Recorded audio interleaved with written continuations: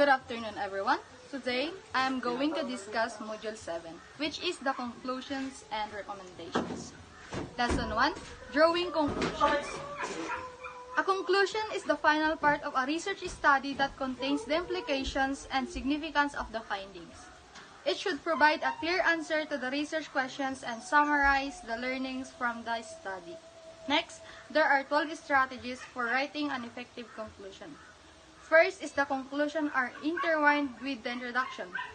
Here, they are closely linked in terms of their purpose and content. By intertwining, the researcher can create a sense of circularity and coherence, emphasizing the significance and relevance of the study's findings. Second, conclusion are inferences and generalizations are based upon the findings. Here, they involve drawing logical and reasonable deduction from the data collected and analyzed. By making inferences and generalizations based in the findings, the researcher can draw meaningful conclusions that answer the research question and contribute to the existing body of knowledge. Third, conclusions should be specifically answering the questionnaire posted in the statement of the problem of your study. Through providing answer to the research question, the conclusion is to ensure that the study remains focused and relevant, and that the findings have significance and impact. 4 is just like number 3. So, 5. Conclusions should contain facts or actual results from the inquiry or research study. Conclusions should never be based from implied or indirect implications of the findings. By including facts or actual results from the study in the conclusion, the researcher can ensure that the conclusions are reliable, trustworthy, and meaningful. 6. Conclusions should be clearly, concisely, and briefly stated. By stating conclusions clearly, concisely, and briefly, researchers can ensure that their findings are communicated effectively and efficiently to the target audience. 7. Conclusions should be original and accurate.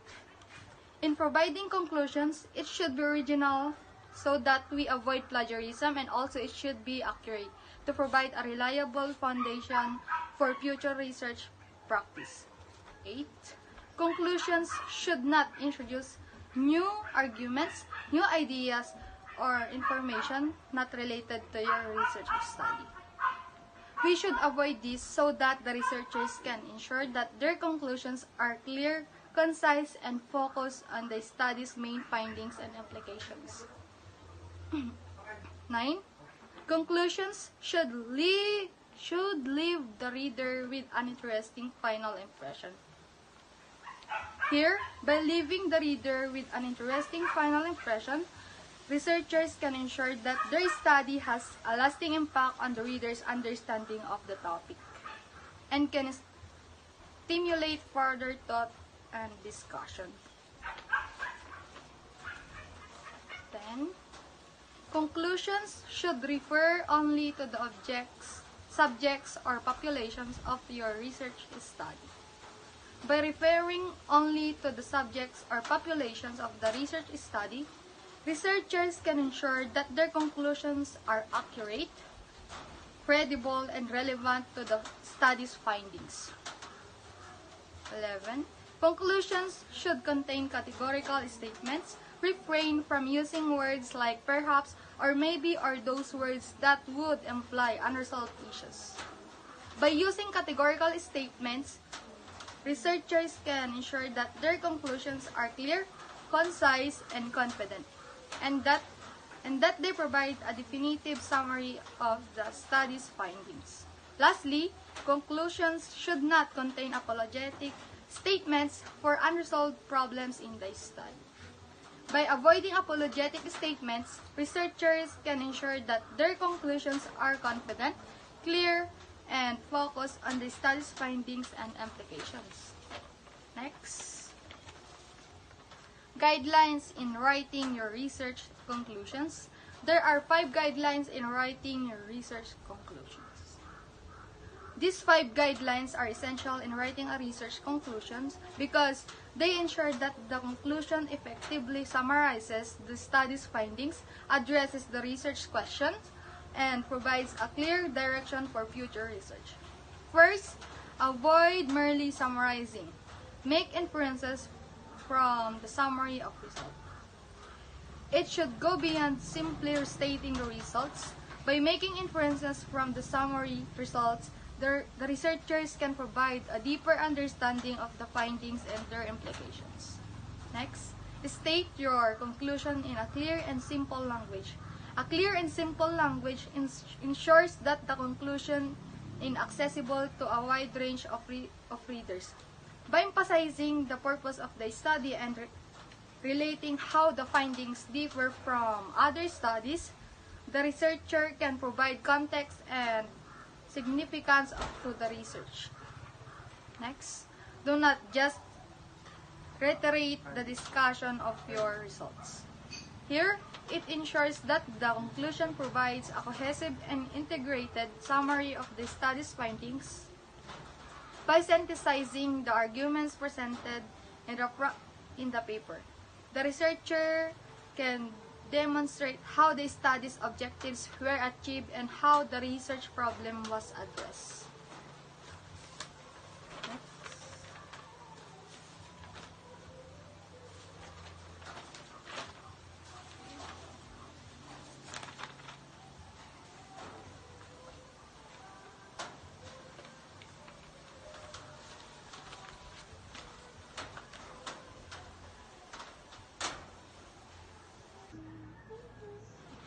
Next, avoid using numerals, figures, or simply repeating the results. By avoiding numerals, figures, and repetitive results, the researcher can provide a nuanced and thoughtful conclusion.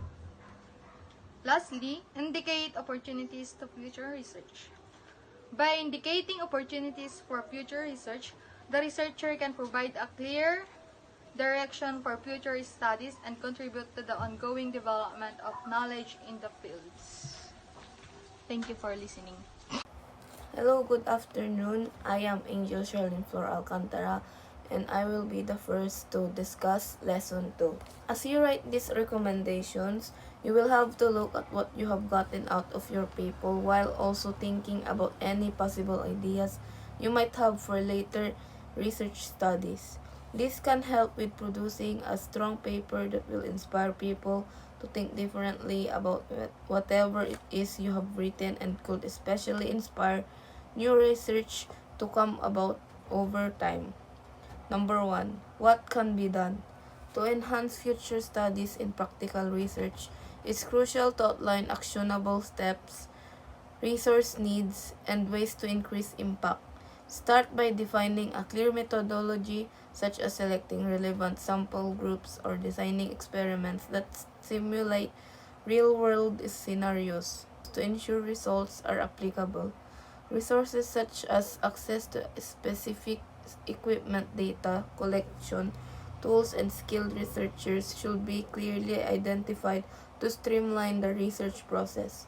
Additionally, incorporating emerging technologies or innovating approaches can make the study more relevant. Finally, focusing on long-term applicability, such as potential contributions to policy or industry standards, ensures that findings have practical value and appealing to stakeholders.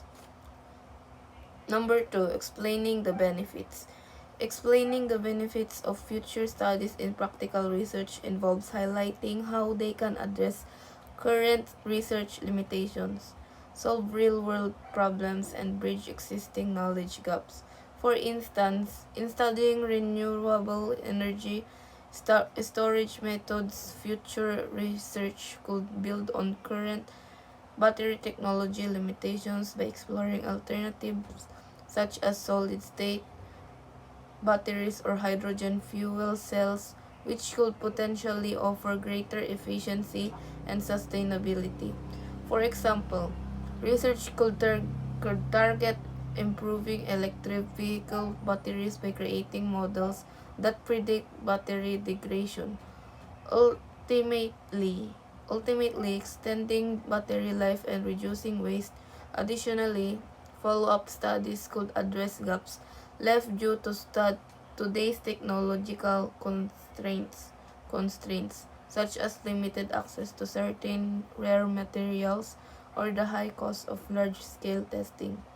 Mapping out of timeline short-term advancements in energy density within 5 years and long-term cost reductions within a decade can help readers visualize when impactful developments might emerge, underscoring the benefits of sustained research in driving industry innovation and meeting societal needs. How feasible is a study? This includes understanding whether certain ideas should be explored in further detail later on. The feasibility of a study entails assessing how practical and viable certain elements are for exploration. You should evaluate whether particular ideas in your research further investigation in future studies. If there are recent developments in your field, it's also essential to analyze if your study remains relevant to these changes or if it requires adjustments to accommodate new findings. By understanding feasibility, you can better focus your efforts and potentially contribute more effectively to your area of research. What additional research is needed? Your research plans could include an analysis of the methods of study that could work in the future and what points about a topic could be reviewed in such studies. Research is necessary to clarify findings or explore new aspects of a topic. Future research plans might involve evaluating different study methods to determine which ones could be most effective, as well as identifying key points or questions that should be examined in subsequent studies. When writing your paper, it's crucial to provide straightforward recommendations that others can easily understand and implement. These recommendations should be practical and not overly complex, ensuring they can be used effectively in future research or practice. Research recommendations.